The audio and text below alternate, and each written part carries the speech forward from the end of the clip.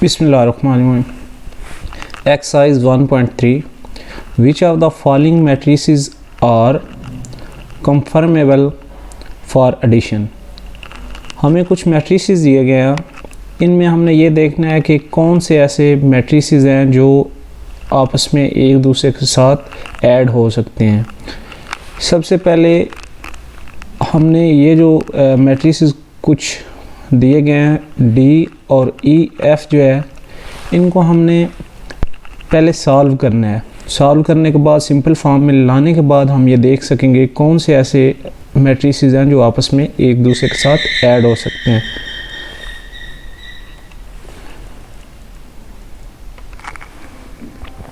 अब हम डी देखते हैं कि डी जो है इसे कैसे हम सिंपल फॉर्म में लेके आ सकते हैं।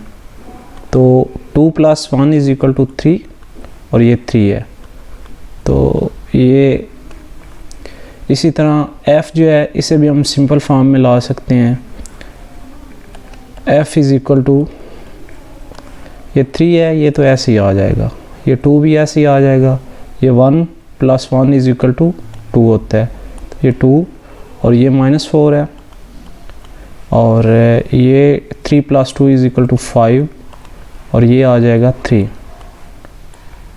तो अब हमने ये जो दो मैट्रिक्स हमें दिए गए थे कुछ ऐसी फॉर्म में कि जो सिंपल फॉर्म नहीं थी इनकी, इन्हें थोड़ा सॉल्व करने के बाद हमने इन्हें सिंपल फॉर्म में लेके आए हैं। अब हम देख सकते हैं कि ये डी जो है इसके अंदर 2 रोज़ हैं और 1 कॉलम है इसके अंदर, और इसी तरह हम जो है वो एफ़ जो है, अब हम ये इसे आसानी से देख सकते हैं कि इसके अंदर 3 रोज़ हैं और 2 कॉलम हैं।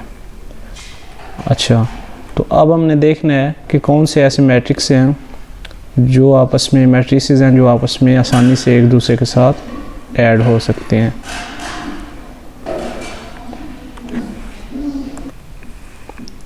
अब हम देख सकते हैं कि मैट्रिसेस जो हैं इनके ऑर्डर जो है इनका हमें पता है। जितने मैट्रिसेस हमें दिए गए हैं सब का ऑर्डर जो है वो हम जो है वो आसानी से देख सकते हैं। पहला मैट्रिक्स जो है इसका ऑर्डर जो है इसके अंदर 2 रोज़ हैं और 2 ही इसके अंदर कॉलम है, तो ये 2 × 2 है। अब हमने ए मैट्रिक्स के ऑर्डर के इक्वल ऑर्डर का कोई मैट्रिक्स देखना है, तो यहाँ हमें जो है वो ई मैट्रिक्स हमें ऐसा मिल गया जिसके अंदर 2 रोज़ हैं और 2 कॉलम हैं। तो ए जो है ये और ई आपस में आसानी से ऐड हो सकते हैं। इसी तरह बी जो है इसके अंदर 2 रोज़ हैं और 1 कॉलम है, और डी जो है इसके अंदर भी 2 रोज़ हैं और 1 कॉलम है। तो बी और डी जो है ये आपस में आसानी से एक दूसरे के साथ ऐड हो सकता है, बी और डी। इसी तरह सी जो है इसके अंदर 1 2 3 रो हैं और रोज़ हैं और 1 2 कॉलम है। और इसी तरह हमारे पास एफ़ जो है इसके अंदर 1 2 3 रोज़ हैं और 2 कॉलम्स हैं। तो सी और एफ़ आपस में जो है ये ऐड हो सकता है। तो मज़ीद हम इसे देखते हैं। तो अब हम देख सकते हैं कि मैट्रिक्स ए जो है, सबसे पहले इसे सॉल्व कर रहे हैं। 3 2 2 और -4, 3 + 2 = 5 और 2 + 1 = 3। तो अब सेम ऑर्डर वाले मैट्रिसेस हम देखते हैं। तो इसके अंदर 2 रोज़ हैं और 2 कॉलम है इसके अंदर।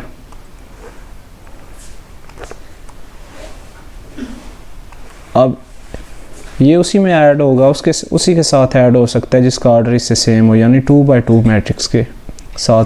तो यहाँ ई जो है इसका भी ऑर्डर 2 × 2 है, 2 रोज़ हैं और 2 ही कॉलम है इसके अंदर ये।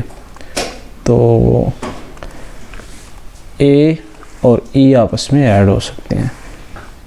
इसी तरह बी जो है इसका ऑर्डर 2 × 1 है, 2 रोज़ हैं और 1 कॉलम है। और इसी तरह डी जो है इसके अंदर 2 रोज़ हैं और 1 कॉलम है, बी और डी आपस में ऐड हो सकते हैं। अब सी जो है इसके अंदर 1 2 3 रोज़ हैं और 1 और 2 कॉलम्स हैं। तो एफ़ जो है इसके अंदर 1 2 3 रोज़ हैं और 1 2 ये 2 कॉलम है। सी और एफ़ जो है ये आपस में ऐड हो सकते हैं। तो इससे हमने देखा कि ए और ई जो है ये आपस में ऐड हो सकते हैं, ए और ई आपस में ऐड हो सकते हैं। इसी तरह बी और डी जो हैं ये आपस में ऐड हो सकते हैं और सी और एफ़ आपस में ऐड हो सकते हैं। तो बाय डेफिनेशन हमें पता है कि कोई भी ऑर्डर कोई भी मैट्रिक्स जो है वो किसी दूसरे मैट्रिक्स के साथ उस वक़्त जो है वो ऐड हो सकता है जब उन दोनों का ऑर्डर सेम हो। तो ऐसे तमाम मैट्रिसेस जिनका आप एक दूसरे के साथ ऑर्डर सेम है वो एक दूसरे के साथ ऐड हो सकते हैं। Thank you.